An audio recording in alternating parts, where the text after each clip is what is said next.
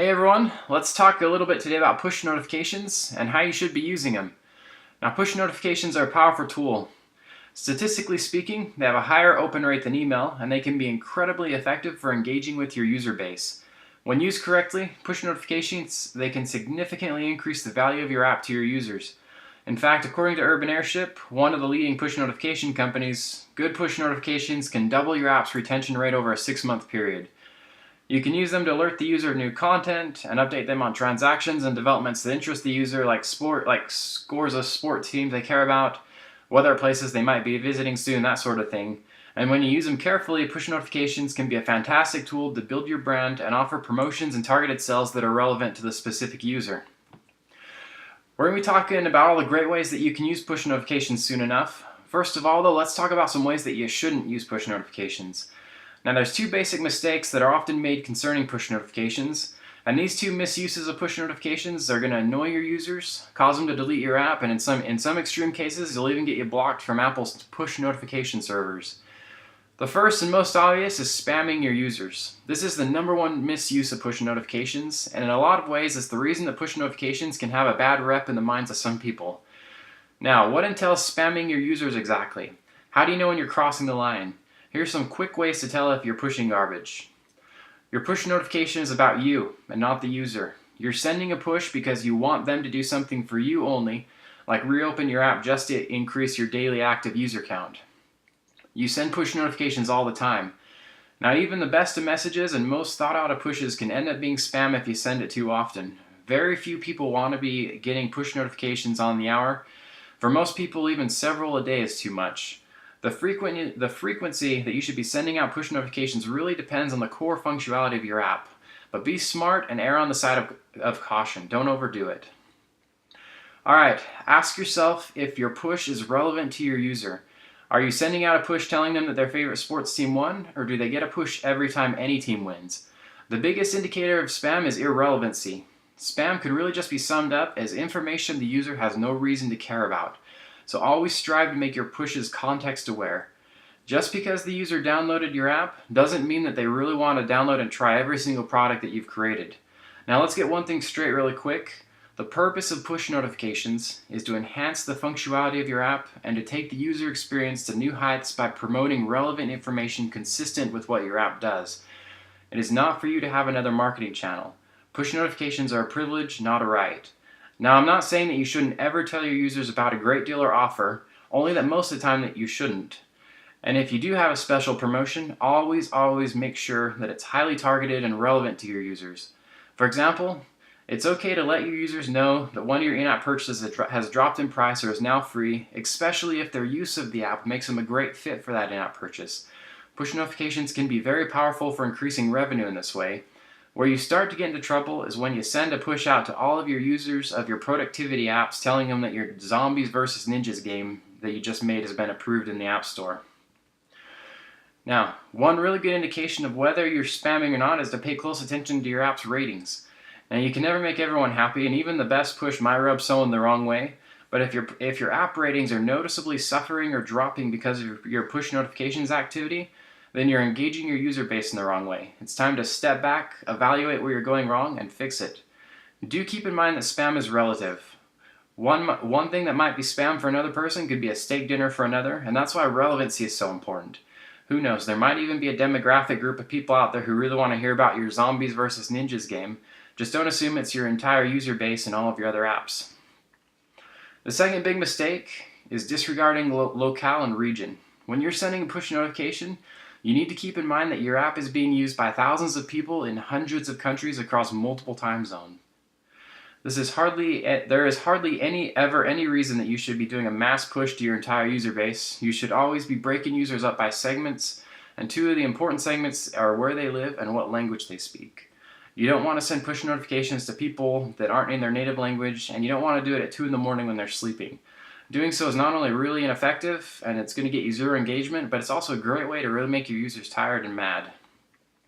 Basically, to sum it up, keep in mind that your users come from all kinds of backgrounds. When using push notifications, make sure you tailor your messages and content to their specific needs, especially their region and locale. Now let's talk about best practices for a minute. We've just talked a lot about what you shouldn't be doing, but let's change some gears here and talk about some things that you can do to make your push notifications powerful, effective, and create value for you and the user. When you're using your push notifications, be personal. Now, I'm not saying be too casual. Your users, they probably aren't your best friend. You're probably not their best friends, so make sure that you still stay professional. But don't be afraid to show people that you're a human being with a personality. Your message shouldn't sound like it was designed by a committee of marketing interns using last year's hottest buzzwords. Just be yourself. Be it professionally, of course.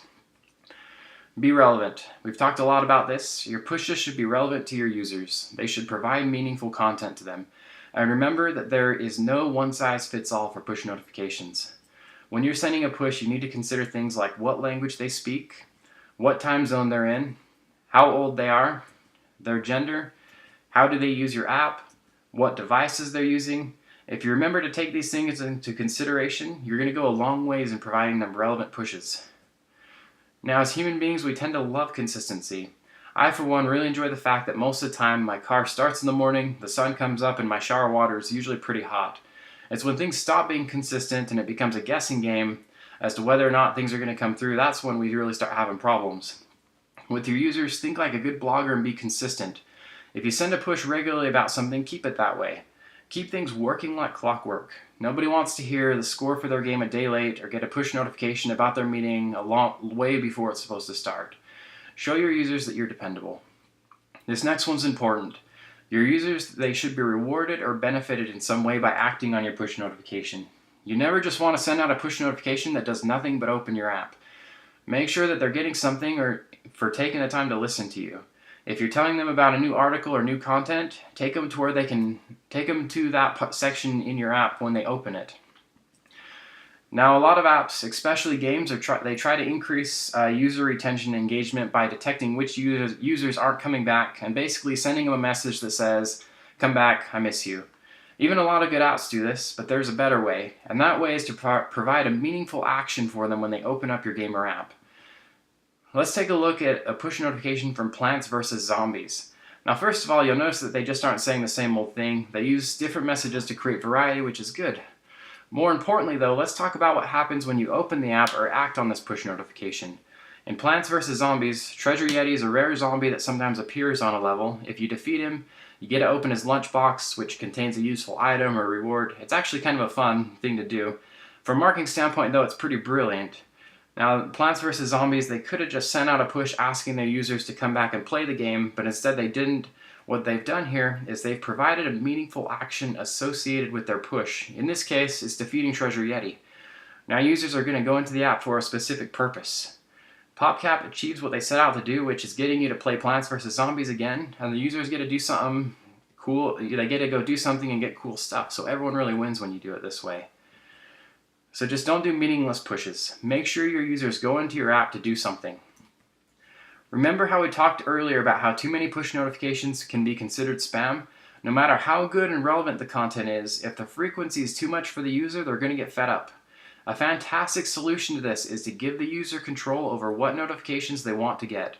Never just assume that they want to hear about every little thing that happens in your app. Instead, go ahead and give them a way to customize which notifications they want to hear about. This is extremely powerful, by the way.